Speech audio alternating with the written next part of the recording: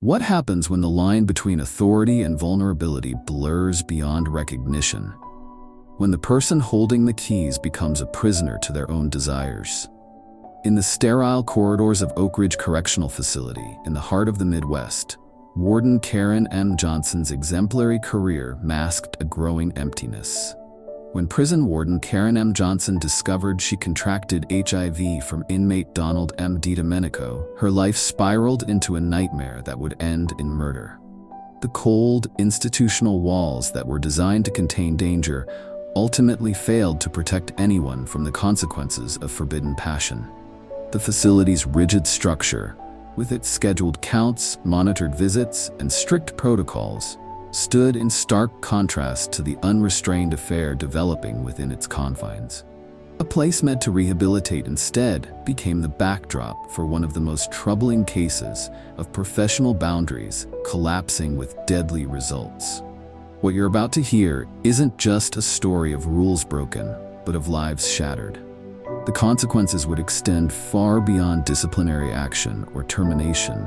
They would culminate in bloodshed and multiple lives forever altered.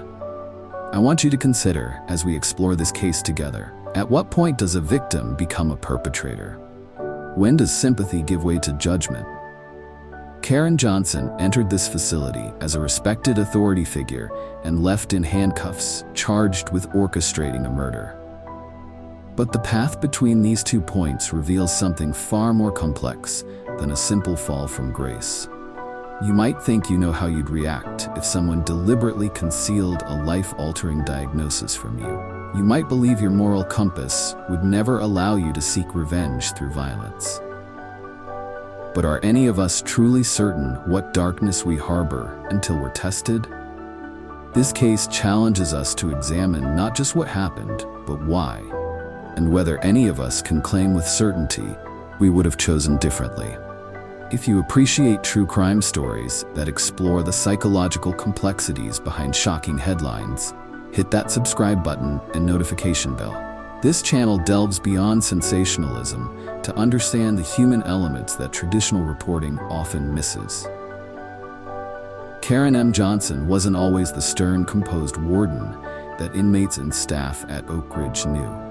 At 38, she had climbed the correctional ladder through determination and an unwavering commitment to protocol.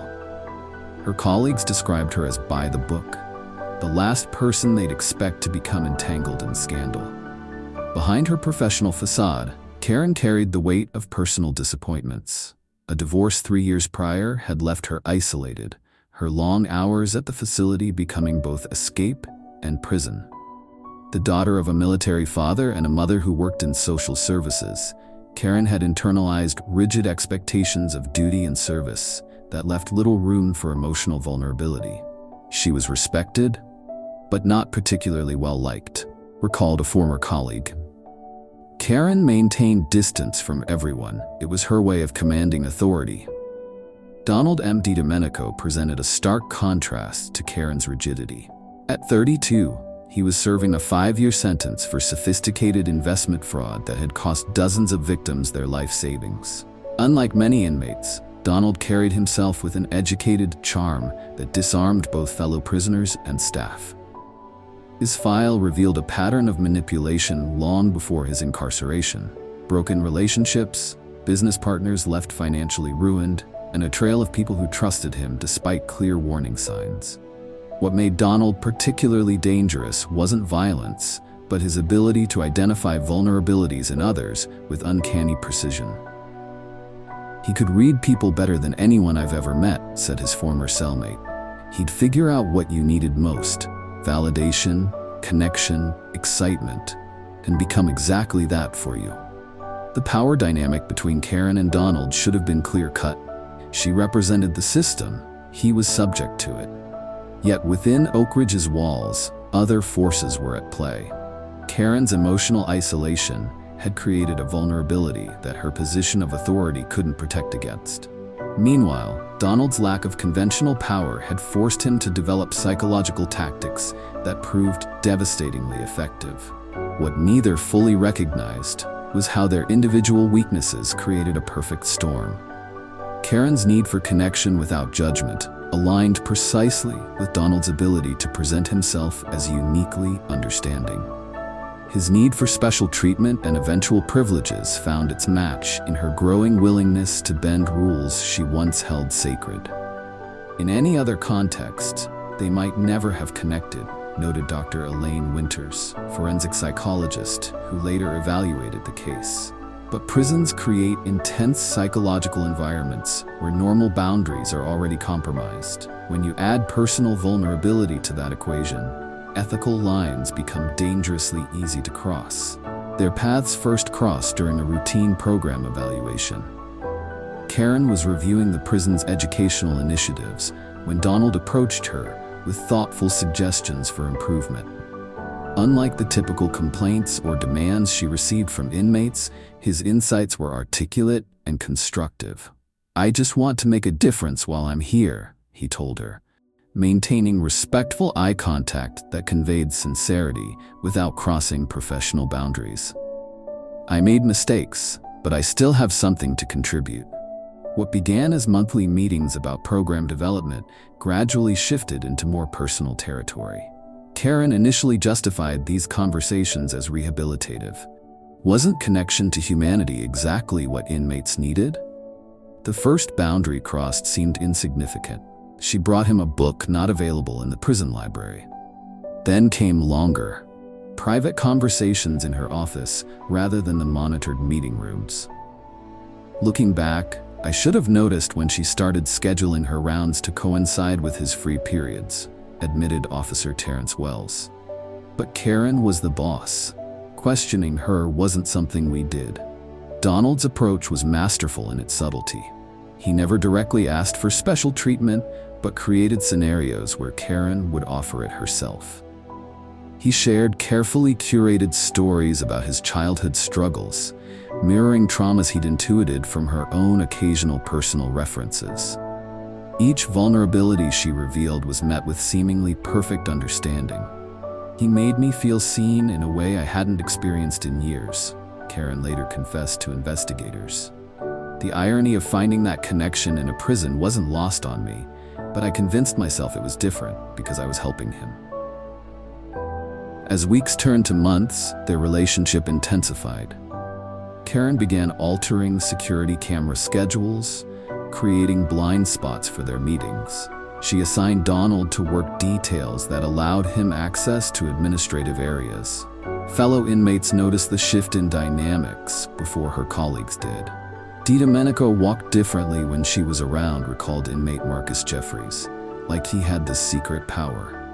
"We all knew something was happening, but nobody talks in here, especially about something that might get you perks." Karen's internal justifications evolved with each escalating risk. She wasn't breaking rules, she was recognizing Donald's exceptional rehabilitation. She wasn't compromising security, she was creating trust that would benefit the entire facility. The more she compromised her professional ethics, the more she needed to believe in Donald's reformation. Have you ever witnessed how power imbalances transform relationships? Share your thoughts in the comments below on whether unequal power dynamics inevitably lead to corruption, or if there are circumstances where they can be navigated ethically. What Karen couldn't see, what she had no way of knowing, was that Donald had been diagnosed with HIV 3 years before his incarceration. His medical intake screening had confirmed his status, but prison policy didn't require staff notification for non-emergency medical conditions. Donald had deliberately chosen not to disclose this information to Karen when their relationship became physical. In his mind, revealing his status risked losing everything he'd carefully built with her, explained Dr. Winters. Donald had constructed an elaborate psychological framework where his deception was justified by his feelings for Karen and his fear of rejection. This rationalization wasn't new for Donald. Court records revealed that 2 former partners had filed civil suits against him for non-disclosure before his fraud conviction. Both cases were settled quietly, the records sealed, information that never made it into his prison file. Meanwhile, Karen's emotional dependence on Donald grew exponentially. she began confiding in him about facility operations, seeking his advice on staff disciplinary matters, even sharing security protocols that no inmate should have known. Her professional identity, once the cornerstone of her self-worth, became secondary to her relationship with Donald. "I started living for our moments together," she later wrote in her journal, which became evidence at trial. "Everything else, my career, my reputation, even my own safety, seemed insignificant compared to what we had." As their physical relationship intensified, so did the risks they took. Security footage later recovered showed Karen entering storage areas with Donald, where cameras had been disabled. Staff schedules were manipulated to create opportunities for them to be alone. Karen began bringing personal items to Donald, not just books, but food, clothing, even a prepaid phone hidden in her office for his use. The progression followed a classic pattern of boundary violations in correctional settings, noted prison security expert James Harmon. Each compromise makes the next one easier, creating a dangerous momentum that becomes nearly impossible to stop voluntarily. The ethical questions surrounding their relationship extended beyond professional boundaries. Donald faced the moral dilemma of disclosure versus rejection, choosing self-interest over Karen's right to informed consent. Karen confronted the conflict between her oath of office and her personal desires, repeatedly choosing the latter while convincing herself she could maintain her professional integrity. "There are competing truths in this situation," observed ethics professor Dr. Amara Singh. Donald genuinely believed Karen had saved him from the despair of incarceration. Karen truly felt she was seeing the authentic person behind the inmate number. These emotional truths existed alongside the objective reality that their relationship was founded on power imbalance, deception, and professional misconduct. What neither could foresee was how dramatically their individual choices would collide when the full truth emerged, and how that collision would transform a story of forbidden romance into one of revenge, violence, and murder. The revelation came during Karen's routine physical examination. Her doctor's concerned expression as he delivered the HIV diagnosis shattered the carefully constructed reality she'd been living in. Initial confusion gave way to devastating clarity as she connected the only possible dots. "Miss Johnson, based on your medical history and the timeline of infection, this appears to be a relatively recent transmission," her doctor explained gently. "Have you had any unprotected sexual contact in the past year?" Karen maintained her composure until she reached her car, where the full weight of betrayal crashed over her. The woman who had maintained strict control over an entire correctional facility had completely lost control of her own life. The confrontation occurred in the administrative storage room, their usual meeting place. Security footage later recovered showed Karen entering at 3:42 p.m., visibly agitated. Donald arrived 7 minutes later. "You knew," she said the moment he closed the door, according to her later testimony. "You've known all along." Donald's reaction revealed the complex layers of his character. His initial denial crumbled under her unwavering stare. What followed was a mixture of genuine remorse and calculated self-preservation. "I was afraid to lose you," he admitted, tears forming. "I convinced myself it wouldn't happen to you. I told myself the medication was working, that the risk was minimal." "I loved you," Karen responded. "I risked everything for you." "And I love you," Donald insisted. "This doesn't have to change anything. We can face this together." But something fundamental had already changed within Karen. The psychological shift from love to hatred occurred with frightening speed. Colleagues later noted her withdrawn behavior, her sudden requests for schedule changes, and most tellingly, her unusual interest in inmate Victor Lee's housing assignment. Victor Lee was serving 20 years for aggravated assault. With a history of violence both outside and inside prison walls, he was precisely the type of inmate Karen had always managed with particular caution. Now, she saw him as ability. Over 3 weeks, Karen methodically laid groundwork for what she later claimed was intended as a message, not a murder. She arranged for Victor to be assigned to kitchen duty, where Donald worked. She provided Victor with information about Donald's crimes, falsely claiming Donald had informed on other inmates. Most crucially, she promised Victor consideration for his upcoming parole hearing. She knew exactly which buttons to push with me, Victor later testified, in exchange for reduced charges. Said this guy was a snitch who'd hurt her personally. In prison, that's all you need to hear. On April 17th, security cameras captured Victor following Donald into the kitchen's walk-in freezer during inventory. What was planned as a severe beating escalated when Donald recognized the setup and fought back. Victor, using a sharpened kitchen implement, stabbed Donald 14 times. He was pronounced dead at the scene.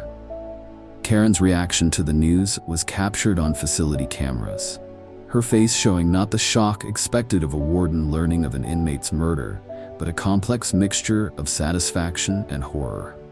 Only later, during sleepless nights in the same type of cell she once supervised, did she fully comprehend what her orchestration had wrought.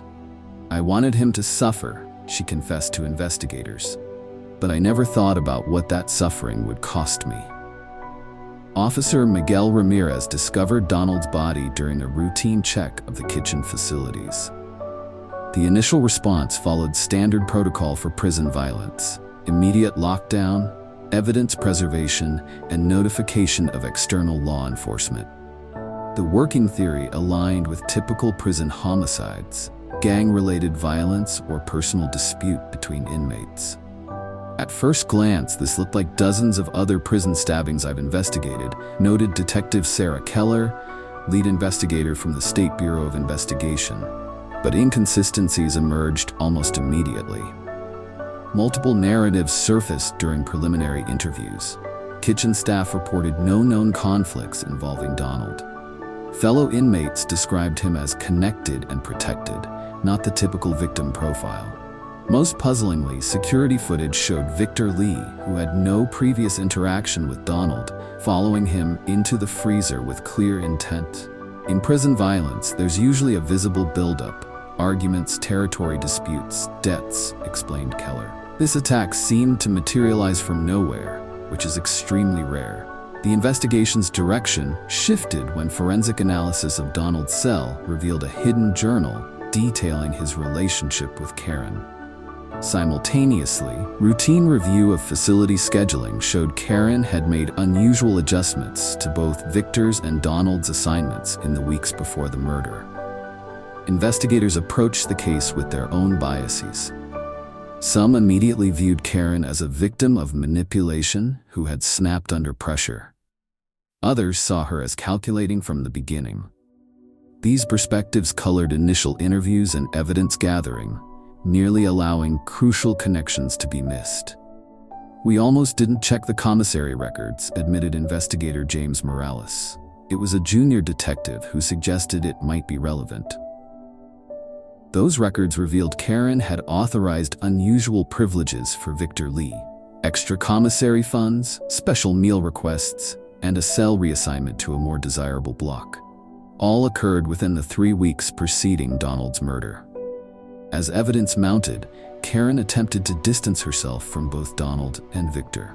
She provided investigators with plausible explanations for schedule changes and suggested Donald's journal was fantasy written by an obsessed inmate. She pointed to her exemplary record and expressed appropriate shock at the murder. "She was convincing," recalled Keller. "If we hadn't found the burner phone with their text exchanges hidden in her home during the search, we might have believed her." The case broke wide open when Victor Lee, facing first-degree murder charges, offered information in exchange for consideration. His detailed account of Karen's orchestration included meetings in camera blind spots, specific instructions about timing, and promises of parole support. "She told me exactly when he'd be alone," Victor testified. Said he was dangerous to the facility and to her personally. Said handling him would be remembered when my case came up for review. The investigation uncovered systemic failures that had enabled the entire situation. Inadequate camera coverage, inconsistent enforcement of fraternization policies, and insufficient oversight of administrative privileges had created an environment where Karen's actions went undetected until it was too late.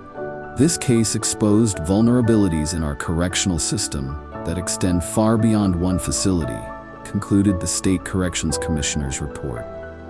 When those entrusted with maintaining boundaries can so easily circumvent them, the entire structure of institutional safety is compromised.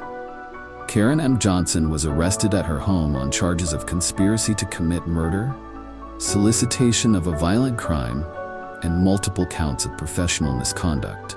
The image of the former warden being led away in handcuffs became the defining visual of a case that quickly captured national attention. Media coverage exploded along predictable fault lines. Some outlets portrayed Karen as a victim of manipulation who had suffered a psychological break after her diagnosis. Others characterized her as a predator who had abused her position from the start. The salacious details of the prison affair overshadowed the more complex questions about power, consent, and institutional failures. Warden's deadly revenge screamed one headline, while another asked more thoughtfully, could better oversight have prevented Oak Ridge tragedy? The state prison system responded with sweeping policy changes. New protocols included enhanced surveillance of administrative areas, mandatory rotation of staff assignments, and stricter oversight of inmate work placements. Perhaps most significantly, a comprehensive review of medical privacy policies was initiated to balance confidentiality with institutional safety. Victor Lee secured a plea agreement reducing his charge from first-degree to second-degree murder in exchange for his testimony. His detailed account of Karen's manipulation proved devastating to her defense. She knew exactly what she was doing, Victor testified. She picked me because of my record. She knew what would happen when she put me in that kitchen with him. Throughout the trial, Karen's psychological state fluctuated dramatically. Court-appointed psychiatrists described her as experiencing profound dissociation, alternating with periods of acute emotional distress. During her testimony, she appeared both remorseful and defiant, at times accepting responsibility while in other moments portraying herself as another of Donald's victims. After 7 days of deliberation, the jury returned a guilty verdict on all counts. The judge, noting the extraordinary breach of public trust, sentenced Karen to 25 years in state prison. Ironically, a facility similar to the one she once commanded. For the staff and inmates at Oak Ridge, the aftermath brought a complex reckoning. Guards who had missed warning signs questioned their judgment. Inmates who had observed the relationship's development wondered about their own complicity in remaining silent. This case forced us to confront uncomfortable truths about power dynamics in correctional settings, noted prison reform advocate Dr. Jamila Washington. When we create systems with such extreme imbalances of power, we must acknowledge that human psychology makes abuse of that power almost inevitable without robust safeguards. The tragedy at Oak Ridge ultimately contributed to a broader national conversation about prison reform, staff training, and the complex intersection of authority, vulnerability, and accountability within America's correctional institutions. This case forces us to confront uncomfortable questions about human nature. When does justice become vengeance? Can consent truly exist within profound power imbalances? At what point does personal betrayal justify abandoning our moral principles? Karen and Donald's tragedy reveals how quickly the line between victim and perpetrator can blur. Donald's deception about his HIV status was unquestionably wrong, a violation of Karen's autonomy and trust. Yet Karen's response, orchestrating violence that escalated to murder, crossed into territory that most would consider indefensible. Both made choices that forever altered lives, including their own. The most disturbing aspect of this case, noted forensic psychologist Dr. Winters, is how it challenges our comfortable assumption that we would never make similar choices. The truth is that extreme emotional trauma, combined with access to power, creates vulnerabilities in even the most ethical individuals. The Oak Ridge case mirrors broader societal issues beyond prison walls. It reflects our struggle with institutional power imbalances, the complex nature of consent in unequal relationships, and our cultural ambivalence about revenge. When systems grant unchecked authority to some over others, the potential for abuse exists regardless of setting, whether corporate, educational, or correctional. Perhaps most unsettling is the recognition that none of us can claim immunity from such failings. Under similar circumstances of betrayal, isolation, and access to power, how many of us can honestly say we would never contemplate revenge? How many would recognize the moment when justified anger transforms into something darker? What separates those who maintain their moral compass under pressure from those who lose their way? Is it inherent character, support systems, or simply luck in avoiding our breaking points? Consider this. If you discovered someone had knowingly exposed you to a life-altering illness, what would your first thoughts be? How thin is the line between wanting justice and seeking revenge in your own heart? Similar cases have emerged across institutional settings: teachers and students, doctors and patients, supervisors and employees. The patterns reveal a consistent truth. When power, intimacy, and betrayal intersect, the potential for tragedy multiplies exponentially. The lesson isn't simply maintain professional boundaries. It's understanding that our capacity for both compassion and cruelty exists within a fragile balance that circumstances can easily disrupt. Here at True Crime Story Files, we believe the most compelling cases aren't just about shocking events, but about the complex human psychology behind them. Karen and Donald's story isn't simply about a prison affair gone wrong. It's about the fragile nature of our moral boundaries and how quickly they can collapse under the right pressures. This is why we approach true crime differently. While mainstream coverage focuses on sensational headlines, we examine the psychological nuances, ethical dilemmas, and the societal factors that create the conditions for tragedy. We don't just ask what happened, but why, and what it reveals about human nature. Our community is built on thoughtful engagement with these difficult questions. In the comments below, I'd love to hear your perspective. Do you think Karen's HIV diagnosis explains, though not excuses, her actions? Or do you believe her revenge plot reveals something that was already present in her character? There are no simple answers here, and your insights add valuable dimensions to these conversations. By subscribing to True Crime Story Files, you're joining a community that values critical thinking over judgment, understanding over sensationalism. Each case we explore challenges conventional narratives about good and evil, offering instead a more nuanced view of human behavior under extreme circumstances. In our upcoming episodes, we'll examine other cases involving professional boundaries crossed with devastating consequences, including the story of a therapist whose relationship with a patient led to a murder-suicide pact, and a police officer whose abuse of authority resulted in multiple deaths being covered up for years. These cases, like Karen and Donald's, reveal the dangerous intersection of power, vulnerability, and betrayal. We're also developing a special series on institutional failures that enable individual tragedies, examining how systems designed to prevent misconduct often inadvertently create the very conditions that allow it to flourish. This deeper analysis goes beyond individual blame to address the structural reforms needed to prevent future tragedies. What distinguishes our channel is our commitment to exploring the gray areas that most coverage ignores.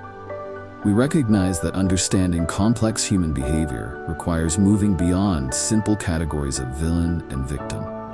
It means acknowledging that the same person can be both perpetrator and victim, that good people can commit terrible acts, and that moral character isn't fixed, but vulnerable to circumstance. This approach isn't about excusing criminal behavior. It's about developing a more sophisticated understanding of human psychology that might help us recognize warning signs in ourselves and others before tragedy strikes. Before you go, consider this final question. If our institutions can't prevent these tragedies, what responsibility do we as individuals have to recognize and address power imbalances in our own relationships, professional or personal? If you found value in today's analysis, please subscribe to True Crime Story Files, hit the notification bell to never miss an upload, and share this video with others who appreciate thoughtful exploration of complex cases. Your engagement helps us continue creating content that goes beyond headlines to examine the psychological truths beneath the surface. Remember, understanding the darkness doesn't mean embracing it. It means being better equipped to recognize and prevent it in our own lives and communities. By joining our growing community of critical thinkers, you're not just consuming content, you're participating in an important conversation about human nature, ethics, and the complex factors that shape our choices in moments of crisis. Thank you for watching, and I'll see you in the next exploration of the human psyche behind the headlines.